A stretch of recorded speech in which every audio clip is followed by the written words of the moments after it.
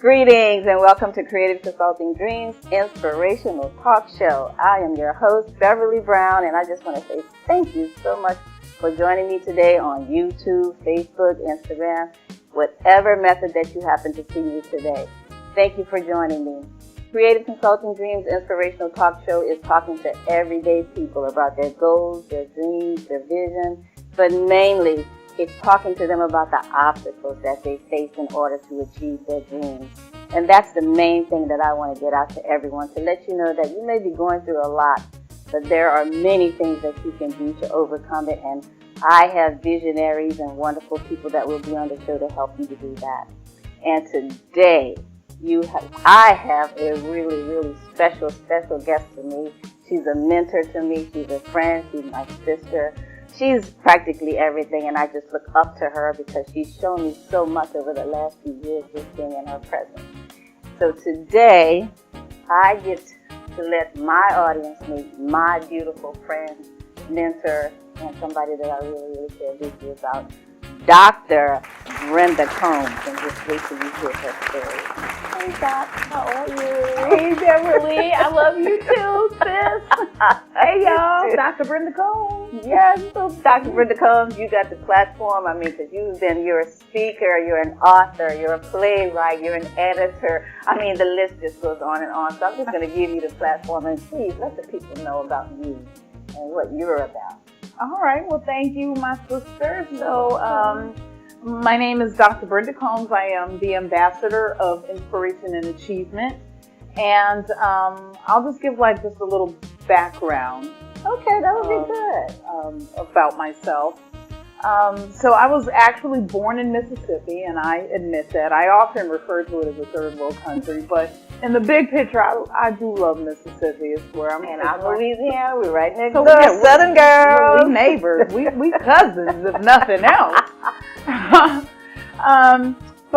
Anyway, I was born in Mississippi, but I was raised in northern Arizona, Flagstaff, of which I love Flagstaff as well. So I feel like I'm a little bit of both.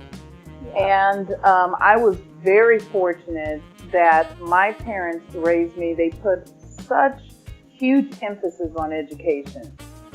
They wanted me and my siblings to speak proper English and to get a great education. And they also were very spiritual people, so we went to church every week. We did Bible study at home together. We would play family board games. We would go bike riding. We were family oriented. Family. Yeah. So, that's how I was raised. And, fast forward, I've implemented those same things with my family, with my boys, that have now maybe become like traditions, if you will. Right. But anyway, so I grew up in that type of an environment, loving parents. My parents worked very hard. They both had a high school education. Neither one of them smoked, drank. They didn't do drugs. They didn't use bad language. They weren't partiers. They were hardworking, spiritual, going to church. We want to raise our kids to get a good education. Just your average, good-working, middle-class family. Somewhere between birth and when I was about 8 years old, I just didn't feel that I fit in with other kids. And part of it is I didn't go to school in the school in my neighborhood. I actually went to an all-white school. So it was me and just a couple other black kids. But I was the only one. Integration almost. Right. So this was in the late 60s. Right. Yes, exactly. So being the only black girl in my class wasn't a big deal until it became a big deal. Right. Yeah, so I didn't know it was a big deal until the day I was called the N-word and a kid spit in my face and called me the N-word.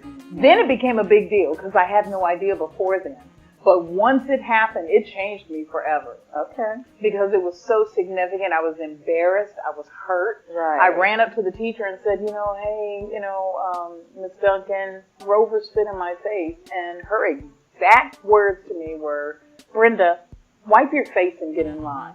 That was her. That was, instead of saying, Grover's, he shouldn't have done that. You know, he's going to the principal's office, or at least have a Something. conversation Just with him. anything. Yeah, nothing. And I really feel that damaged me because I developed after that really low self-esteem. Because some of the kids laughed at me, and I just didn't know how to handle that. And I stayed in that school until I was about 6th grade before my parents then put me in the school in my community, in my neighborhood. And I just didn't feel like I fit in. I just felt like I had a hard time. Some of my black girlfriends said that I spoke like a white girl and like they made fun of me. So I felt like I was getting it on both sides. Right. Just not fitting in with the white, not or fitting the in black. with your own black people. Right. As So well. I felt that way. And so I decided the problem is these high school kids.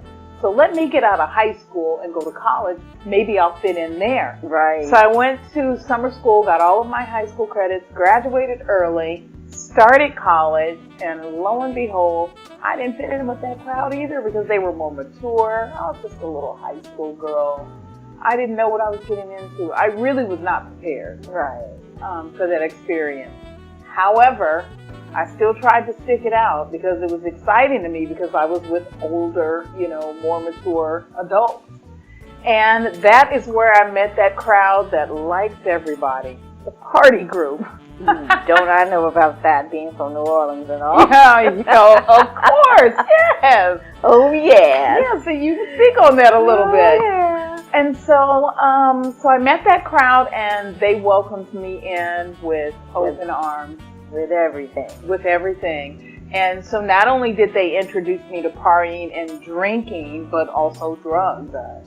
And I found that it became difficult to party every night and then get up and go to literature work. Yeah, on a Hungover. Monday morning. Yeah, you're hungover, you're tired, or you're just getting home. The sun. Yeah, and it's time for class.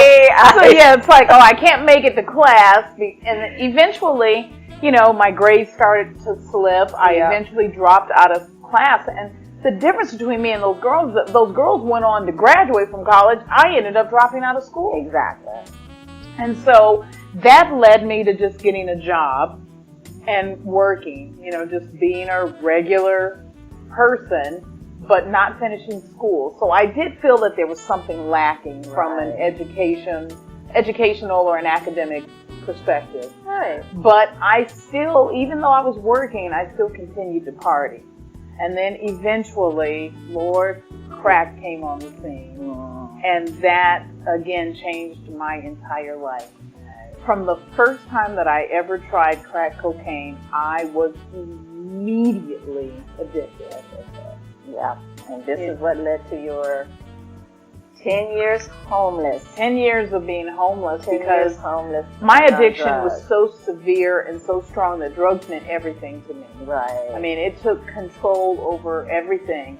It got to the point to where I went to work and I left work and I'd go to the dope house and I'd stay at the dope house till it was time to go back to work. Right. Not going home, not taking a shower, not eating, going addiction. back to work wearing the same dirty uniform that I just left work in maybe 8 hours ago. And then eventually the time came that I went to the dope house and didn't leave. Right. So I ended up, like many people, losing my job, losing my apartment. Yes. Eventually sleeping, couch surfing or sleeping in my car, staying in hotels. And one thing led to another, and I ended up with a group, a little gang, if you will, and ended up in Phoenix. And within a short period of time of me being here, I was shot in a drive-by shooting. And that led me to being completely 100% totally homeless. So after I was shot, it took me a year to learn how to walk again. I had 11 operations. Wow. I had reconstructive surgery, plastic surgery, because it almost took my leg out being shot in the drive-by. But at that point, all I knew was living underneath the 7th Avenue Bridge or sleeping in the park and hustling to get high. Yes. And then one day, my life changed again when it was 115 degrees outside, and I want you to go back to the part. Didn't you meet your husband while you were homeless? Well, yes, my current husband now, That one? I actually met him in the park. We called it Jurassic Park, the zone,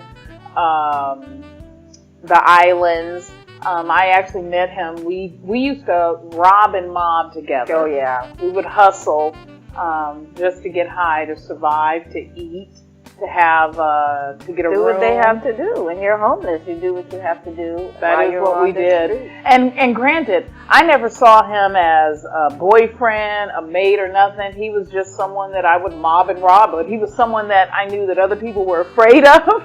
And so I felt safe with him, and so we would mob and rob, not knowing years later what our destiny would be that would bring us back together. And that's why I brought it back, because I know her husband very, very well. Tony, beautiful, wonderful person, and we're going to get to this because she could go on forever with what happened with her. It's a long story. But I want her to get to the meat of it, because both of them are now, have doctorate degrees. Because this is the part that I want people to understand. No matter what obstacles that they're going through, this is the process that can be happening, going through the worst things in your life. Yeah. And you still end up picking yourselves up. Yeah. Both of you guys getting married, and both of them getting doctorates. Practically almost at the same time. The craziest part is that when I was underneath that bridge, I never saw myself being successful, having an education, getting any type of degrees, being a parent, being a friend, having friends. I never saw that for myself. Right. What I saw was jails, institutions, and probably death. And no hope. And no hope. None certainly whatsoever. No hope. And certainly no home. But it all changed one day when it happened to be 115 degrees outside, and I woke up behind the dope house and realized someone had stolen the shoes off of my feet. And I had to walk a mile in 115 degree heat with no shoes on my feet. And that was the last day that I was homeless, because I made it to that part. Yeah. And I looked around the environment that I was in, which was filled with a lot of homeless people and vets and single moms, and there were children there, there were elderly people, but it was despair and no hope. And for the first time in 10 years, I actually looked around this environment that I was in, and I said, Brenda, my God, what are you doing? There's no future here. That's when I had that, Lord, can you please take this away from me? I will do whatever it takes, because I don't want to be homeless, and I don't want to be a drug addict. And to jump to making this a shorter story, I actually went and turned myself in, thinking that I was going to go to prison. And my probation officer, when I turned myself in, she looked me in the eye. She said, Brenda Combs, I can't explain it, but there's something different about you, and I'm not going to sign the warrant for your arrest. Yet I'm going to give you one more opportunity to get yourself together, to turn your life around. And so I ended up going into my 13th program. I didn't get it 1 through 12. Drug program. Number 13. Rehabilitation program. Yeah. Okay. Which was no different than number one. The difference was I was finally ready to listen and take some suggestions. And it's all about timing too. So I made it through that program and turned my life around and got back into society, got married, had my beautiful son Michael, who suffered a massive stroke at birth. He had multiple disabilities, and I divorced his father because he couldn't manage to stay clean. It didn't work out. But that's when I realized that I needed an education, because my son, because of his disabilities, I was going to be his first teacher. So I needed an education so that I could help him. Exactly. Yet, I had goals and dreams as well, and I also realized that in order to help him, I had to help myself first. So I made the decision to go back to school, and I enrolled in school, and I went through the fast track program, and I completed my undergrad in human services at University of Phoenix, and then I decided to get a master's in special education, and I did that at Grand Canyon University doing the fast track, which changed my life yet again. At my master's graduation, I was honored by former First Lady Laura Bush, naming me Distinguished Teacher of the Year. Yes. I appeared on CNN where I was given a full ride scholarship to participate in Grand Canyon University's doctoral program. Yes. I was on the Today Show, Oprah Radio, Tom Bohemian Show, radio, TV. You just never know. Turned my life around and completed my doctorate in 3 years. And during the time while in my doctoral program is when I ran into Tony Carter, my now husband, at Starbucks. And he said that he had seen me on TV and that I inspired him that if I could do it, he could. A former homeless drug addict, if Brenda Combs could do it, maybe I could do it too. Wow. So he too enrolled in school. And he now holds 2 master's degrees. Mm-hmm. He has his undergrad in business management. He is a licensed therapist. He's working on his professional counseling license. Mm-hmm. And we've been married now going on 11 years. 11 years. Can you believe that? Okay. From homeless, 10 years. First husband you did meet. And I want to go back to the part where she said about her son. You know, your son was born while you were out there homeless. No. This was after the fact. But he ended up with these problems probably. He had a massive stroke at birth, right. and so he was paralyzed. He couldn't swallow. The doctors did not give me great hope for a good future for him. Mm-hmm. And but I can tell you they were wrong. I worked very diligently with him, teaching him to read, teaching him how to write, teaching him math, teaching him. And right now he's just grown. He wasn't doing He's sports. actually made a full recovery from his stroke. He is now in college. Mm-hmm. He's a basketball player. This is his 2nd year in college. I am so proud of him.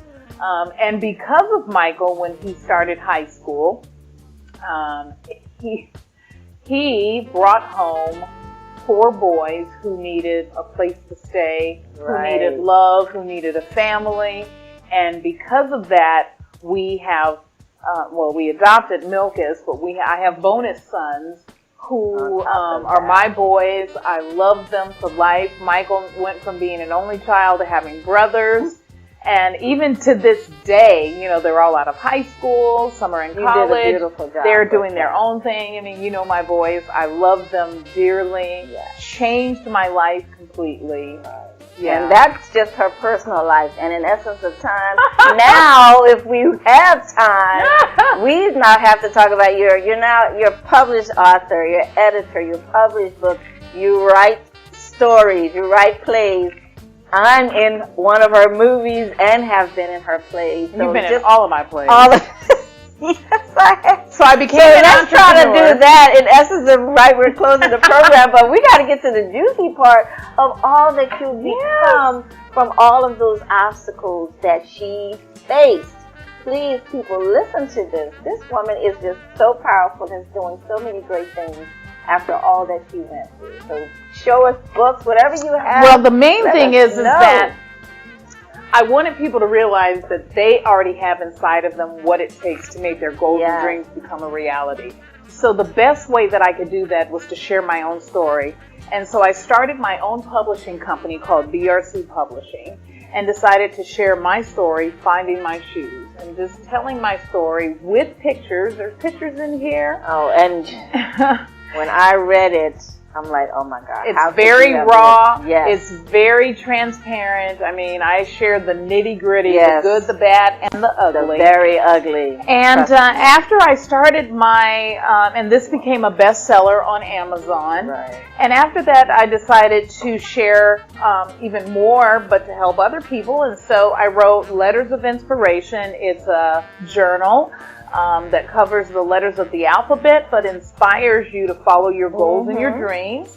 And then I mentor young adults, and so I wrote a book for young teenage girls called Dreamer's Daily Diary. And I wrote this before I met Beverly. I didn't even know about the Dreamsteerer Academy. Yes, so but you see how we're connected. I'm gonna have to put this in my Dreamsteerer Academy class, okay? So this is just another way that I wanted to help young girls while you do the rest of who have dreams. Yeah. And then Because I believe in Black Girl Magic, and that as women, we are all sisters. So Yes. I wanted to gather women together who wanted to share their story of whatever their background is, anything that they may have overcome. And so I started my Shiro TV and decided to write a book with, I collaborated with 5 other women. And so my first book is called Shiros. Wow. And this is real stories from real life Shiros. And there's 5 women in this book. All of my books can be purchased on my website and Amazon. Yes. But I took it to another step because I also write plays. And so I write murder mystery dinner theater plays. Yes, you do. We're currently filming my first feature film called Church Peoples, which was also a play that Beverly was in. I do a Black History play. We do a murder mystery Ugly Christmas sweater, murder. So she's just done so many. I've written a lot of plays. I publish for other people. Shows for you. It's a lot. It's incredible. And that's why I wanted to bring her on board, mainly because I knew of her story and her struggles. And like I said, you're looking at her today, and I still see what she goes through. She suffers with migraines, but she pushes. We didn't even mention about your 2 shelters that you're doing, the 2 homes that you're offering. So we do Making Things Better Sober Living. Yes. So I run sober living homes for men and women, and Beverly will have all that information. Oh, yes. And I also have a charity called Finding My Shoes Foundation, where we provide shoes, clothes, water, and hygiene to the homeless community. Which she does constantly during the winter, during the summer. She's doing the water. I don't know how we could just write one book on you, even have one interview on you, but in essence of time, I just needed everyone to just please, just to even meet you on my show, because you know how I feel about you. You know, you're my mentor. You empower me every day that I wake up that I don't feel good. I'm like, hello, Dr. Combs would be saying that's nothing. Let's just keep going. So you keep me motivated. And that's what I want the audience to understand, is that despite all the obstacles you may have faced, and like you said, she started out with a great home, but then, something triggered her that caused her damage, that caused her to go in a different route in her life. But then again, when she looked to the Lord and she found out that she needed to take another route, He answered her prayers. And now look at her, she's just doing phenomenal things. So I love you to death, Dr. Brenda Combs. I want to thank you so much. Thank you for having me. I appreciate it, and I just want y'all to know, nothing is impossible. You've got what it takes to be successful, and if you need help, call us, because we want to help you, because you can make it. Absolutely, you can. Thank you guys for joining me on Creative Consulting Dreams Inspirational Talk Show. I just want to say, please make sure that you subscribe on my YouTube channel. Make sure if you're seeing it on Facebook that, hey, bring a little like or a comment on it, or wherever you might see it, so I can get some feedback on the show. And I said I would offer gifts and prizes. Well, I don't know what it's going to end up being, but we have books. Dr. Brenda Combs might even donate one. I got some books as well. So guess what? If you guys decide to comment somewhere on there, that's what we'll do. We'll go on comments on YouTube. And I'll let Dr. Brenda Combs choose who she wants to bless somebody with a book. Okay. Because we want to make sure that everybody does get something from the show. And hopefully you're inspired. Mainly, that's what it's all about. Yeah. So thank you again for joining me on Creative Consulting Dreams, Inspirational Talk Show. You guys be blessed. We love you.